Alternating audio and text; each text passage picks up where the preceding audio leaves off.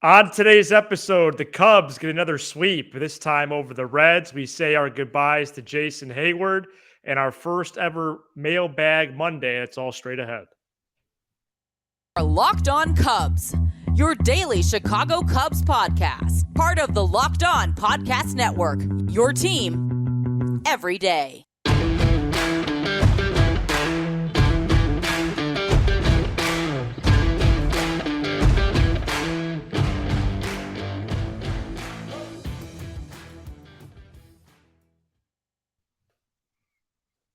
Welcome into Locked On Cubs alongside Sam Olber. I'm Matt Cozy as we enter the episodes in the final week of the regular season. But first, we celebrate yet another sweep Hey, by the Matt. hottest team in baseball, the Chicago Cubs. Matt, I thought of something today. Right? If the Cubs sweep the Reds, do I have to keep the broom in the background for the rest of the year until we start? I think I do. As the executive producer of this show, I'll have to think about that. Yeah.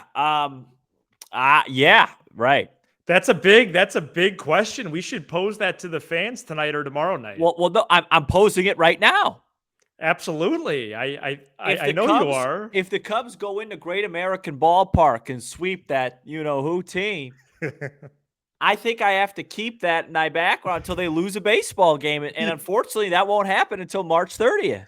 Well, they'll win. Or at the soonest. Well, yeah, right. Because they're going to win the opener next year. Yeah, all right. They're going to start two. Well, they're going to win 2 out of 3 in that first series. They did that this year too. But wow, that's an incredible question. Yeah, I just thought of that. Well, I think it's very possible. Maybe we tweet that tonight. Yeah, and ask the listeners. And yeah, all right. Boy, do I love the broom, and the Cubs got it out again this weekend with wins over the Reds, 6-1, 2-1, and 8-1. Listen to this, Sam. The Cubs have won 7 games in a row.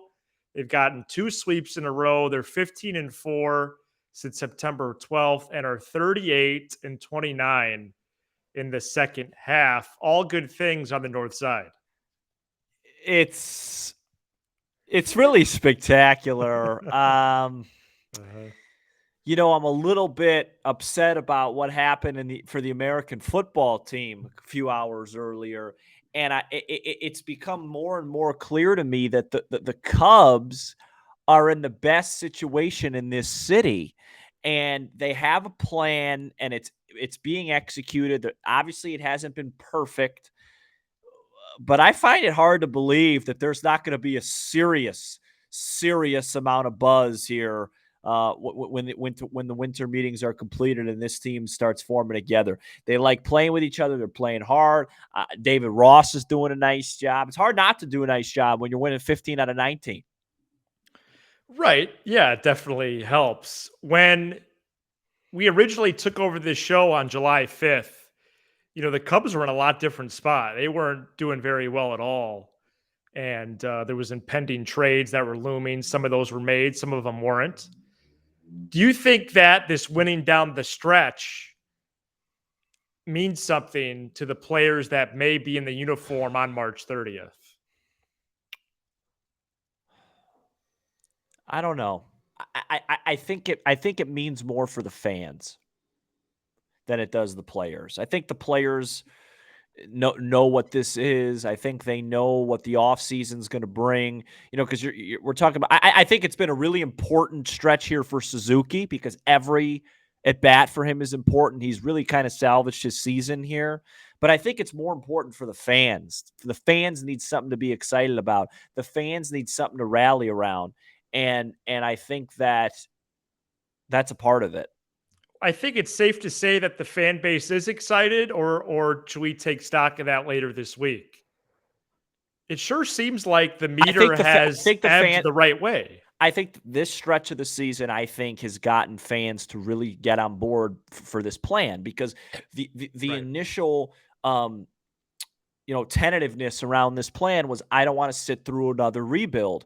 And I think fans are starting to realize that this is by far going to be the worst season that they have in the next 4 or 5 years. And they're going to end up winning 75, 76 games, 74, 75, whatever. And that's not a horrible year, albeit they added it on a lot late when it didn't matter. But I think fans are starting to realize, okay, well, it's done. It's like when you go to you go when you're a kid, you go to the doctor and you get a bunch of shots, and it's like, oh, okay, it's done. Like it's over. Like the hard part's done. And now you get the good stuff from it, because next year they're going to be better, and they should only improve. Of course, yeah. And we saw even some improvement again this weekend, or really just a continuation, especially with the starting pitching. You had the S's were wild. Sampson, Smiley, and Stroman got the starts across the weekend. Sampson was masterful again Friday afternoon. Unbelievable. It's the same outing, 7 innings, 1 earned. Yeah, it's actually a joy that we're going to be able to see him again. He pitches the very last game of the year on Wednesday. Man, he's been a machine in that way down the stretch here. Smiley, one of the best guys. One of the best guys by far. Smiley went 3 innings at his return on Saturday. After he exited, Alzolay and Miley combined for 5 hitless innings out of the pen before Rodriguez and Hughes closed it out. And then Stroman has been excellent down the stretch here as well. They're pitching at a really high level, which was the reason that they got so far behind in April and May. Right. And a turnaround's dramatic. And a huge reason they had to rebuild. Yeah, their lack of pitching development. To me, I didn't anticipate that we would see that meter this year. To me, the number one story of this season as an organization, not an individual player, Matt, is that I think the Cubs as an organization are starting to figure out run prevention. I think, like, Sampson has had a career year. Drew Smiley has had a much better year this year than he had last year elsewhere. They didn't get a chance really to use Wade Miley. Wisniewski's come in and pitched really well. Stroman did his normal thing after a rocky start. And then they traded for a bunch of pitchers. They got rid of a ton of relievers at the deadline and turned Mark Leiter into a guy that has a below 3 ERA in the bullpen. They've turned in Hughes has been a really good weapon. The only guy that's really been a real disappointment, I would say, through the year that's in the bullpen's Rowan Wick. They're really starting to show. And okay, of course, there's the devil's advocate of, well, that could just be a fluke. Of course, you could say that about anything. Like, you could say about a lot of things in baseball. Mm-hmm. But with what they're trying to do and how obvious they've made pitching a priority in the draft and at the trade deadline, it looks like they're starting to really gain momentum on how to figure out how to develop pitching. And outside of, Baez, Bryant, and Rizzo, not being good, the last 2, 3, 4 years, and we'll talk about that. That was their biggest problem, was pitching development, and it looks like they're really on their way, at least from my eyes. Yeah, that was the biggest problem by a long measure. You had all the offensive players that graduated. You see what they did at the major leagues was left a lot to be desired, but then you had a whole side of the ball that was just so deficient, especially in the system. So to even think back to mid-April when the season opened, and now thinking back to this Wednesday when it's going to close, a pretty remarkable turnaround on the bump. And it's very exciting, especially when you look at the internal options. Steele, I didn't mention Steele. You look at cheap internal options. Sampson, no idea what his role is going to be. No idea. Wisniewski's going to have to compete for a job. Nothing's going to be given to anybody. He's going to throw one more time, right? He's going to throw Monday night. He's throwing tomorrow? Yeah, let me get you the matchups here in a minute or two. Oh, that'll be interesting. That'll be challenging for him. That'll be a very big test. I know the Reds aren't good, but that's a tough ballpark to pitch in if you haven't pitched there before. And some offensive highlights this weekend. Seiya. Let me tell you something, folks. This guy can hit. Matt, do you want to go to break, or can I pull up a stat for you? Oh no, we're gonna keep running here. Okay. Can I give you a stat? Yes. Year 1. We're rolling. Let me tell you something. Year one, okay? This player X, finished second in the Rookie of the Year voting and made the All-Star team. He batted .287 with a .353 on base and a .435 slug. He hit 16 home runs, and he played a full 162 game season, okay? Whoa. Do you know who I'm referring to?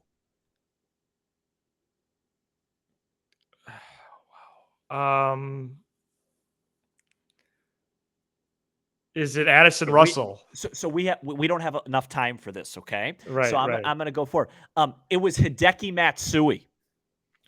I thought we were talking about Cubs. No. Japanese player, year one, okay? Hideki Matsui turned out to be a heck of a baseball player. Really good. And a really good hitter. His year one, I'm going to repeat the numbers once again. Are you ready for this? Yeah, that was a poor guess by me. Go ahead. .287 with an on base of, well, I didn't give you a hint. I go on base of .353, slug of .435, 788 OPS plus a 109, 16 homers. Seiya Suzuki, .267, an on base of .340, a slug of .445, an OPS almost an identical 785 with a slightly higher OPS plus a 120. He hit 14 home runs, but he also played in 50 less games.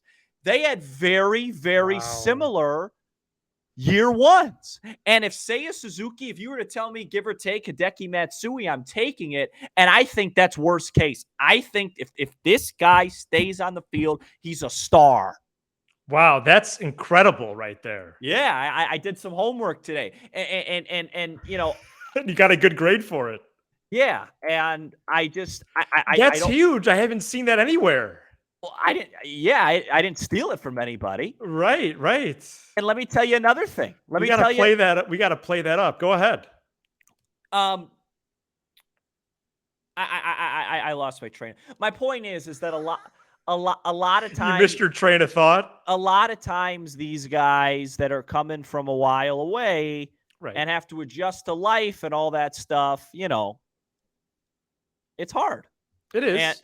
And I really believe that if he played a whole 150 game season, he would have hit 30 home runs or 25, 30 home runs. And I think he's going to do that next year. Well, Matsui is easily regarded as the second best prior to the Ohtani era, second best Japanese player ever. Yeah, behind Ichiro.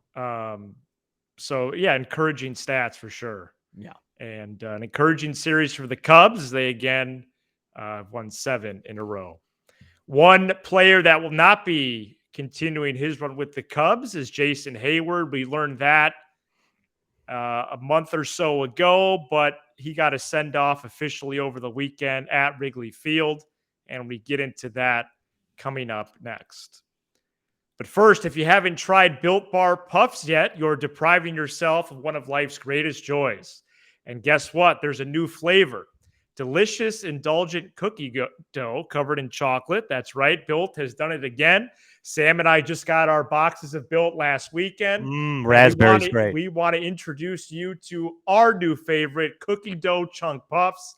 They have a light and chewy texture, real cookie dough chunks, and of course, covered in 100% real chocolate. Plus, it's healthy for you, only 160 calories with a whopping 15 grams of protein in them. Run to Built.com to snag a box for you and the fam. It'll be the perfect treat. Or you can find a real good hiding place and just hoard them for yourself. You're going to love this new Built Bar. Whether you need a snack for your workout, a late night treat, or just need to grab a quick bite, Built is the perfect protein bar, and they taste better than a candy bar. So ditch the calories, the fat, and the sugar, and grab yourself a Built Bar today. Go to Built.com. Use promo code LOCKEDON15 to get 15% off your order. That's promo code LOCKEDON15. And we're back here on Locked On Cubs. Thanks for making us your first listen every day. And Jason Heyward, Sam, got his official send-off by the team. Actually, that began on Thursday. He spoke to the media for about 35 minutes before Thursday's game. Mentioned how he's planning on playing on another team in 2023. We'll see if that happens. But besides Jason Hayward at the plate We've done, offensively, yeah. this guy was unreal. Good luck to Jason Heyward. One of the worst signings in the history of this great organization, but a really good guy and a really good right fielder. I feel like we've done when they announced he was done. I have nothing more to say than what I said before, which is nice guy, root for him. Do I think he deserved those send off at Wrigley? No, I don't. You might as well give Matt Caesar and Chris Coughlin and whoever else was part of the 2016 team one, or whoever else. I don't even, whatever. I don't think Coughlin was, but whatever it was.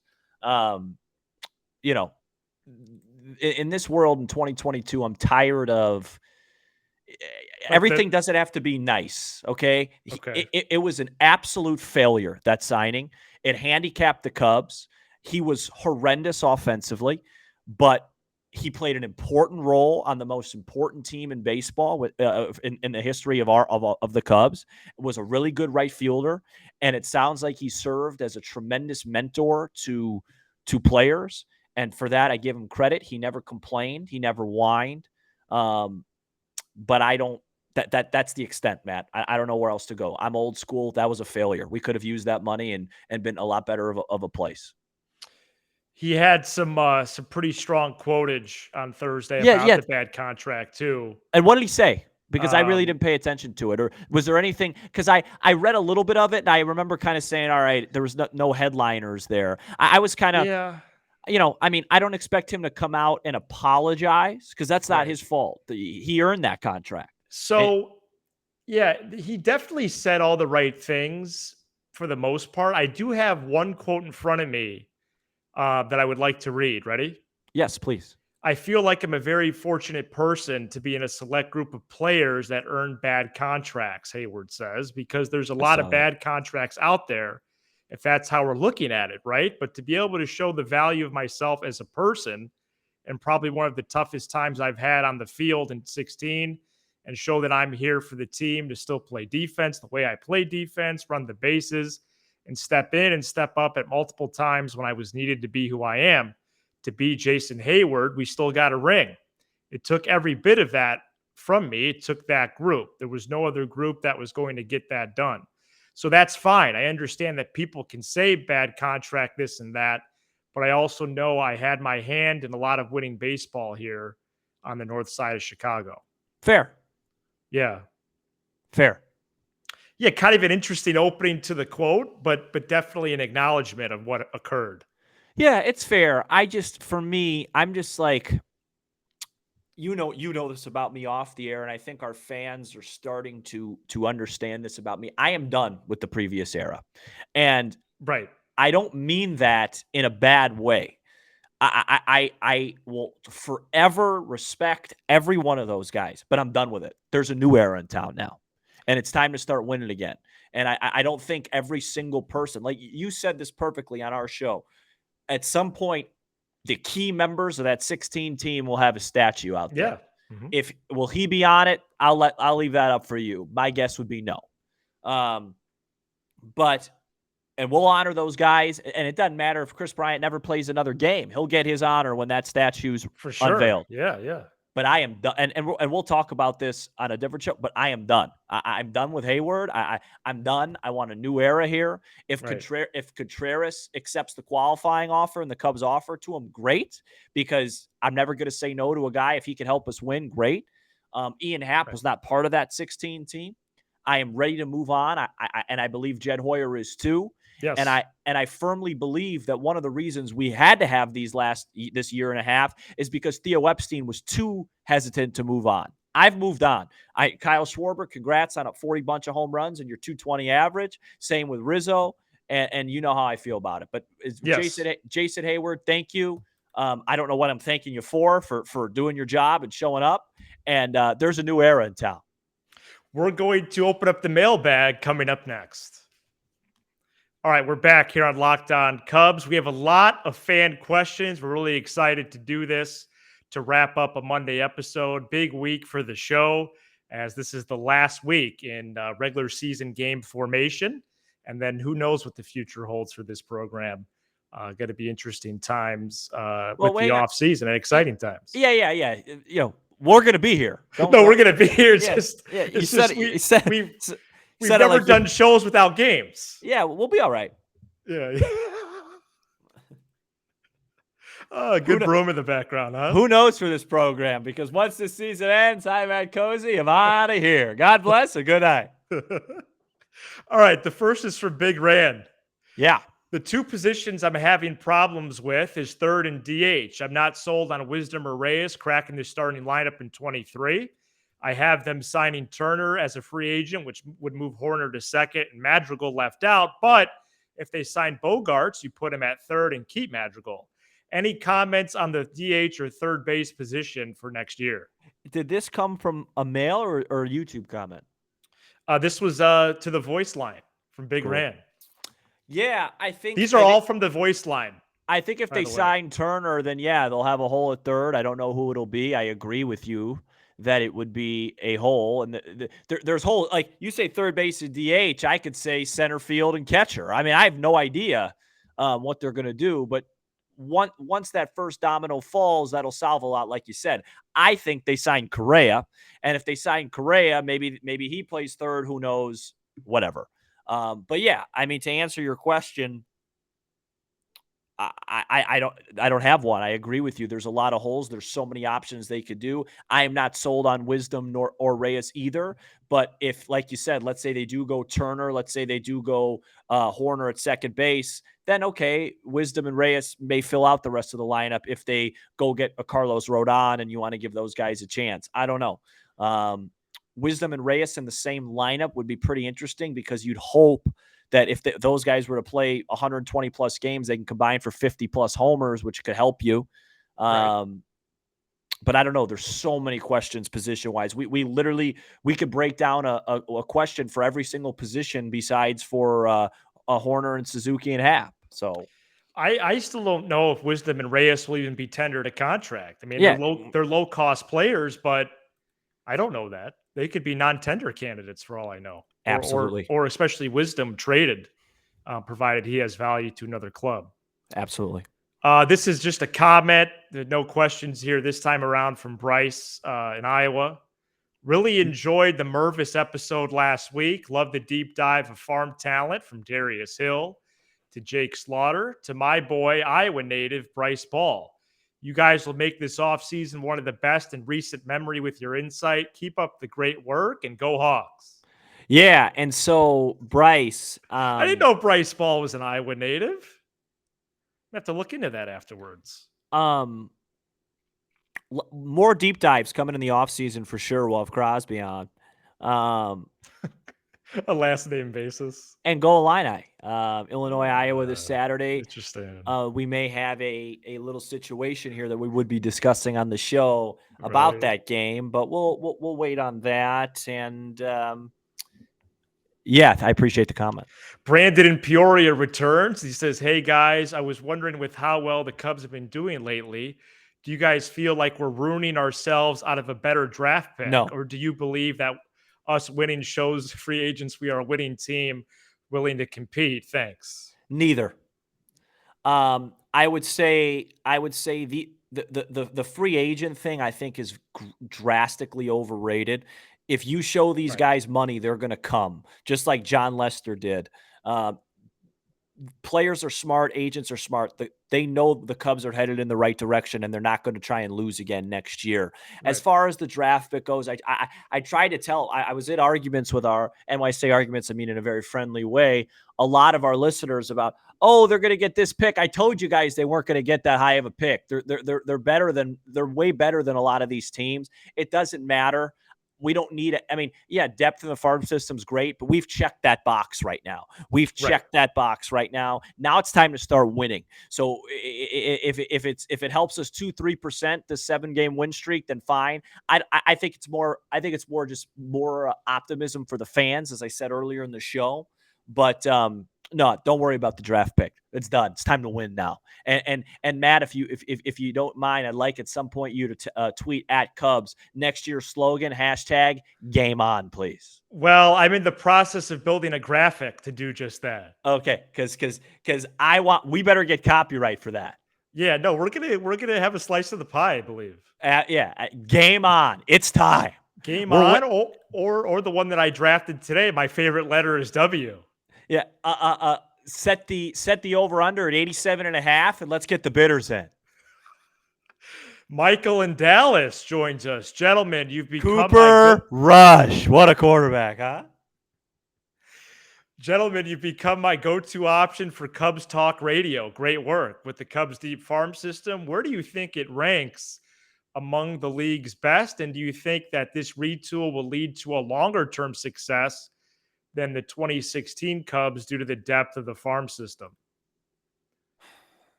First of all, thank you for the comment.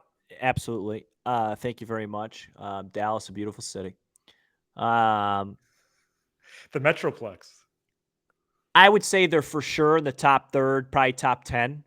I think evaluators have them like in the 10 to 12 range because they don't believe they have one of the 5, 10, 15 best prospects in the game. I personally think it's one of the 5 best farm systems in baseball. I think they're loaded, and I think you're going to see it coming soon with pitcher after pitcher after pitcher after pitcher. As far as I think they have the number 1 system in baseball. Go ahead. Yeah, well, I don't know about that. But what was the second part of the question? The second part was, do you think this will lead to longer-term success as opposed to the first era of winning? So I think that's the plan, right? I always say the Cubs got the first half of the rebuild 100% right, and that's the part you have to get right, and that's winning a world championship, and then they completely got the second half wrong. I think the goal this time is more sustained success. Now, if they have a 7-8 year run that's very good where they make the playoffs 6 of 7 or 7 of 8 years, but they don't win a World Series, we'll definitely look back at the original run as better. But as we know, that World Series is unpredictable. I think, to answer the question, yes, I think they are set up financially and with their farm system and learning their previous lessons for a long run at success. Maybe not 103 wins success, maybe not 97, 103, 92, but more like a 91, 90, 88, 96, 94, maybe, and then you hope you get a run in one of those. But I think it's there, but they got a long way to go. Absolutely. Yeah, I think it's there too. And it's there because of the presence on the mound. But we're also they have a plan. We're going to see some graduation offensively too. And I really think those guys have higher upside that the industry probably realizes. I always respect an organization with a plan. Unfortunately, right now on the lakefront, never mind. Go ahead. And finally, Nathan Rockford. Hi, guys. I've loved the shows the past couple of weeks. There's been a lot of talk Love the name, about Nate. what starting pitching the Cubs will add this offseason, rightfully so. I think you could almost guarantee that they will once again try to take an older relief pitcher in free agency who is considered past his prime since they've had so much success with that method in the past. Is there anyone who will be a free agent and fits the mold you would like to see added to this team? Zach Britton and Archie Bradley are 2 guys I think would make sense for this team since they have had experience and success closing games in the past. Just thought it would be a good convo piece at some point down the road. Appreciate you both. It's a really excellent point by good suggestions. Those are good candidates for players. So Britton's the only guy in my head that I know is a free agent next year that fits that mold. I'm not going to lie. I don't know the reliever free agency market. I'll look at it. We'll look at it. Yeah. And Britton just hurt himself, by the way, Friday. I was actually watching that game live. He came out. First of all, great point by a guy with a great name. David Robertson, Givens, Martin, Kimbrel. There's more off the top. Tapera. They are very good at taking a reliever and getting the best out of him. Jesse Chavez a few years back. Expect them to do it again. I think so. They'll need another guy. I mean, it just depends, though. At least one. If they use Thompson, Alzolay, Leiter, if they use every single one of those guys as a reliever, maybe not. But my guess, they'll get a veteran stabilizer for sure. Yes. All right, Cheap, that does cheap, it. cheap. That does it for the mailbag. Wow, a lot of good questions and comments right there. We That really show went by appreciate it. quickly. Went by quickly. It's one of our longest ever. As we're Yeah. about to eclipse the 30-minute mark any second here. And that's And how long then- it takes for the Bears to matriculate down the football field. I was just gonna ask for some Bears thoughts as they go to 2-2 on the season. Really, really concerned about the All right. coach. Thanks everybody for tuning in. It was a great Monday show. We have a lot more this week, and we're Punt the really football. excited. Be sure to hit the subscribe button for Locked On Cubs Run on it. YouTube and smash the like button on all your favorite Locked On Cubs content, and keep the questions flowing in this week. 3rd and 17, we're going to run the football. 834-4634. Thanks for making Locked On Cubs your first listen every day. Now make your second Locked On MLB. Great daily sports coverage on baseball and otherwise. There's a lot of headlines in the last few days here of the season. He's Sam Olber. I'm Matt Cozy. This is Locked On Cubs.